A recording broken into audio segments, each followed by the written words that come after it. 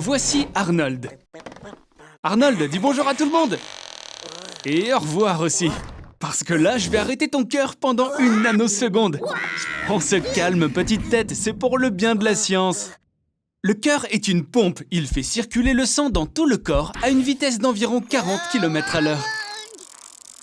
Le chemin parcouru par le sang fait plus de 100 000 km de long. Et si tous ces vaisseaux étaient disposés sur une seule ligne, ils feraient 2 fois le tour du globe.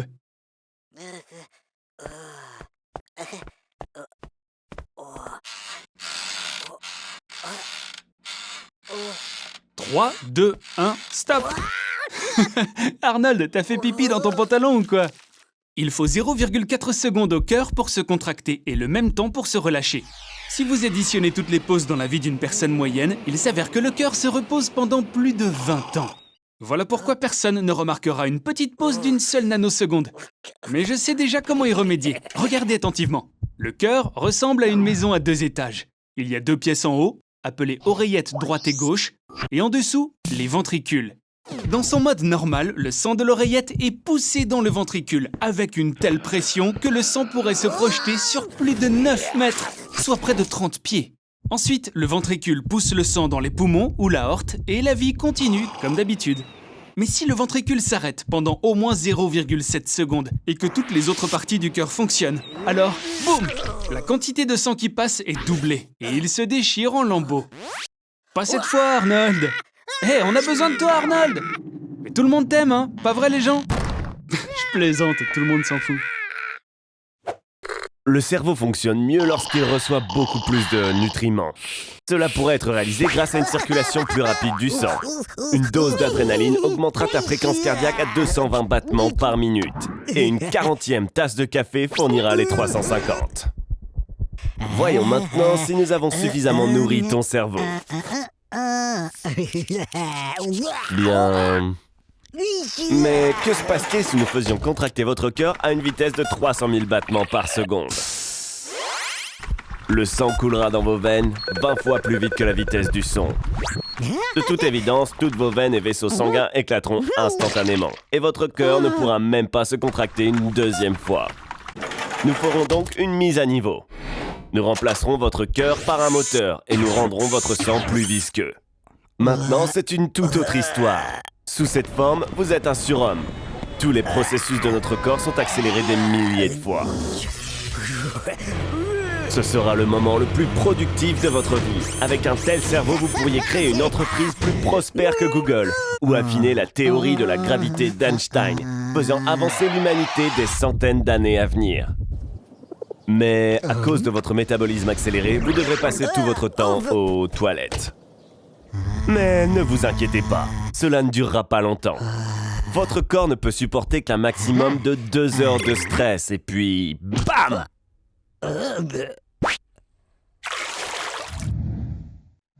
Tu ressembles à rien du tout. Mais au moins ça valait le coup, tu as remonté le moral à beaucoup de gens. Attends, est-ce que tu es dans le coma? En te regardant, on pourrait croire que tu es mort, mais tu es toujours vivant à l'intérieur. Dans un coma, tu es incapable de répondre aux stimuli externes. Et grâce à ça, tu seras le meilleur fan de K-pop. Et tu pourras écouter la même chanson en boucle pendant des années.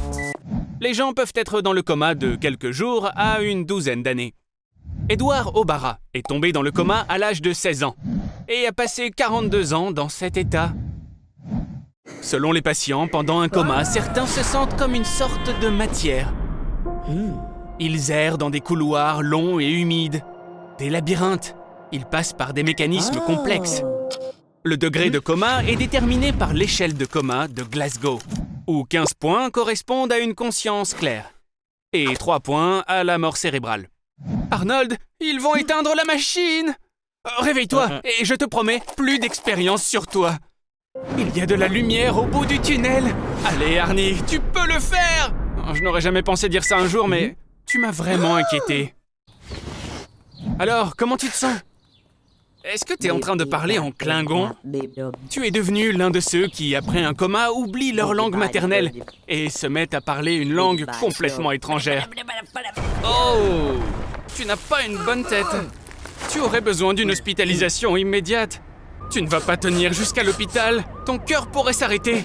Tu as besoin d'une transfusion sanguine d'urgence pour maintenir la pression dans ton système circulatoire. Pendant la guerre du Vietnam, des perfusions à base de noix de coco ont parfois été utilisées pour traiter les blessés. Étonnamment, l'eau de coco est assez similaire au plasma sanguin humain. Alors, qu'avons-nous ici? Du cola? Ok, mettons-nous au travail. Mais d'abord, on doit se débarrasser de tout le gaz. Si le gaz contenu dans la boisson entre dans tes vaisseaux sanguins, il va littéralement te déchirer de l'intérieur. Le cola contient du sucre et du glucose. C'est une source parfaite d'énergie rapide et cela te permet vraiment de te requinquer. On dirait que ça a fonctionné. Le cola a pris racine dans ton corps. Tes intestins sont maintenant aussi propres que jamais, grâce au fait qu'ils ont été nettoyés avec du cola. Mais d'un autre côté, tu seras un invité très apprécié à toutes les fêtes avec des enfants. Avec autant de caféine contenue dans le cola qui coule dans tes veines, tu n'auras besoin de dormir qu'une fois tous les 3 jours. Maintenant, tu auras beaucoup plus de temps que la moyenne des gens. Après tout, même les athlètes professionnels boivent parfois du cola pour avoir une dose d'énergie rapide. Et tu peux toujours obtenir ta recharge au supermarché le plus proche. Non! Ne fais surtout pas ça, espèce de cinglé kamikaze! Un seul mentos pourrait te transformer en véritable missile sol-air! Mais ne t'inquiète pas, ça ne va pas gâcher ta journée. Le cola aide même à combattre la dépression légère. Alors comme ça tu sauves des âmes innocentes, c'est ça? Fais quand même attention à ne pas t'attirer des ennuis. Ouh, c'était moins une là mon pote. Ou pas. Je crois que tu vas rester coincé ici pendant un certain temps. Et tu vas devoir survivre sans aucune nourriture. Imagine que tu sois Angus Barbieri. Un homme qui n'a rien mangé pendant plus d'1 an. Choquant les médecins, il a mené une vie normale, allant aux toilettes une fois tous les 40 jours. À la fin de son jeûne, il pesait 81 kilos, ayant perdu 124 kilos. Après 12 heures de jeûne, tu deviens pâle et faible. Mais une personne en surpoids se sentira mieux parce qu'elle a des réserves de tissu adipeux. À ce moment-là, des vertiges s'installent. Et une odeur désagréable se dégage de la bouche. Oh, Arnold, il y a de l'eau ici! Tu vois, Arnie, il faut toujours voir le bon côté de la vie. Le jeûne peut avoir de bonnes raisons d'être. Gandhi a jeûné pendant 3 semaines pour protester contre le système des castes en Inde. Christian Bale a perdu 30 kilos pour son rôle dans The Machinist. Et les moines médiévaux jeûnaient pour entendre la voix de Dieu. Tu ne tiendrais même pas une seule journée. Contrairement à l'esprit, le 4e jour, le corps accepte la faim comme une évidence. Pendant cette période, on observe une forte perte de poids, ainsi qu'une faiblesse. Le corps a toujours besoin de nourriture. Alors quand il n'y en a pas, il doit utiliser la graisse et les tissus musculaires. Cela libère des cétones qui sont extrêmement nocives pour le corps. Des maux de tête, des faiblesses apparaissent. Et dans le pire des cas, il y a des vomissements de suc gastrique, des ressentis de confusion et même la mort. Après 2 semaines, tu auras la sensation permanente d'avoir froid. Ta conscience deviendra souvent trouble. Et tu ne comprendras même pas ce que tu feras. Oh, Arnie, voilà de l'aide.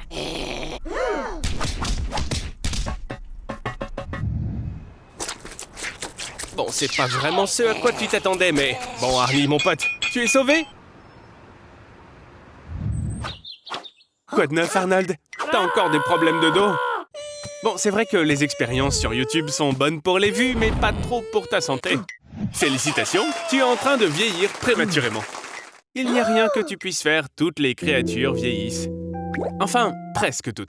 Le rat taupe nu, par exemple, ne vieillit pratiquement pas. Le rat taupe nu a une structure génétique unique. Il présente un très petit nombre de mutations et donc il n'a aucune maladie liée à l'âge. Par conséquent, il ne vieillit pratiquement pas. Et le plus souvent, il meurt tout simplement lors de combats avec d'autres animaux. Ces rats taupes nus vivent sous terre en creusant leur propre passage. C'est pourquoi on les appelle parfois les taupiers nus. Arnold, qu'est-ce que tu fais? Il y a des enfants qui regardent. Ah, tu veux imiter les rats taupes nus, c'est ça? T'as envie de voir comment ça se passe réellement là-dessous? Les télomères sont responsables du vieillissement. Ce sont les extrémités des chromosomes qui les protègent des dommages. Et avec le temps, les télomères deviennent plus courts. Lorsqu'ils deviennent trop courts, les cellules cessent de se diviser et finissent par mourir. Mais pas dans le cas des rats taupes nus. Fais attention! Comme je te l'ai dit, les rats taupes vivent sous terre et sont généralement très agressifs. Naturellement, comme ils ne meurent pas de maladie, les combats sont la seule chose qui régule en quelque sorte le nombre de rats taupes. Sans combat, les rats taupes auraient envahi la Terre depuis bien longtemps. Cet animal n'est pas le seul animal qui ne vieillit pas et qui meurt jeune. Parmi les animaux sans âge, on trouve aussi des tortues, des baleines, des méduses, des poissons et des salamandres. En général, des animaux qui nagent, qui volent ou qui rampent. Apparemment, marcher est nuisible.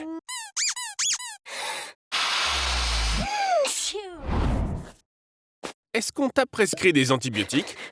Bon, n'aie pas peur, mais tu sais qu'ils ont toujours un tas d'effets secondaires. Tiens bon, ça va passer. Ne fais pas ça, Arnold.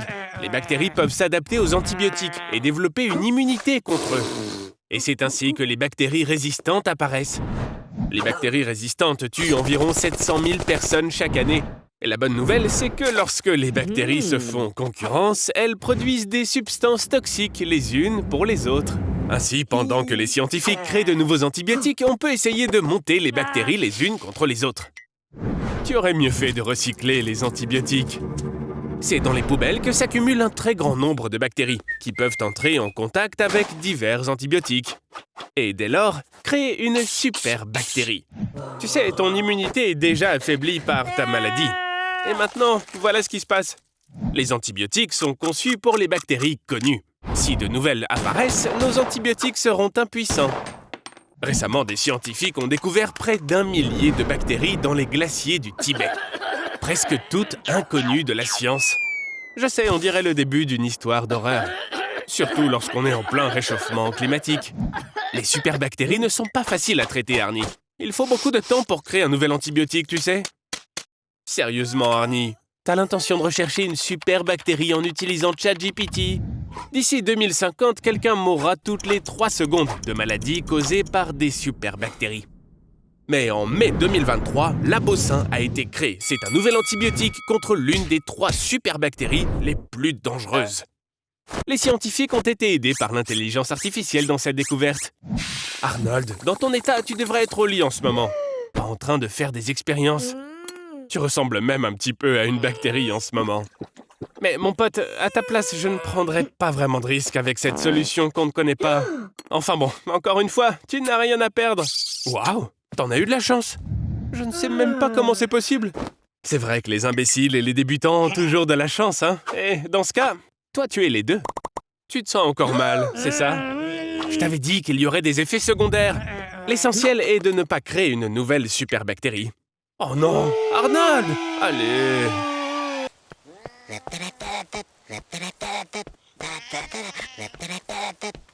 Il semble qu'il soit sur le point d'être volé par un clochard. Ou plutôt, il pourrait être volé, si ce paresseux avait au moins un peu d'argent. Dieu merci, j'avais un petit peu peur qu'il vole mon appareil photo. Voyons ce qui ne va pas chez lui. S'il s'était brossé les dents ne serait-ce qu'une seule fois, il aurait certainement remarqué qu'il a un ulcère qui n'a pas guéri depuis plusieurs semaines. C'est un signal vraiment très alarmant. Et on sait ce que ça veut dire, cancer. Même le corps le plus fragile crée des millions de cellules chaque jour. Mais il arrive qu'un bug se produise. Un mutant naît, une cellule différente des autres. Mais il essaye de cacher ce fait autant qu'il le peut. Si vous avez un corps sain, votre système immunitaire détectera facilement cette cellule rebelle. Par contre, si votre corps s'efforce constamment de se soigner, il n'aura plus d'énergie pour combattre le cancer. Est-ce que t'en voudrais pas un pour toi, Arnold? Facile. Si tes parents ont déjà eu un cancer, il y a 10% de chances que tu l'attrapes aussi. Non, une mutation peut également être causée par des radiations. Par exemple, visiter la centrale nucléaire de Tchernobyl sans aucune protection. Ou alors vivre pendant 1000 jours sur la Station spatiale internationale. Tu pourrais aussi fumer 6 cigarettes par jour ou manger 2 kilos de viande fumée pendant 10 ans.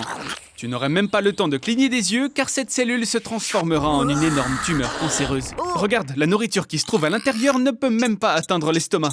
Les cellules mutées se feraient un chemin dans le sang puis se propagent dans tout l'organisme. Dans le foie, les poumons et le cerveau. Il est temps d'appliquer le poison. La chimiothérapie ne guérit pas le cancer, elle le tue. Mais les cellules saines doivent aussi mourir en même temps que le cancer. Arnold, sors de là!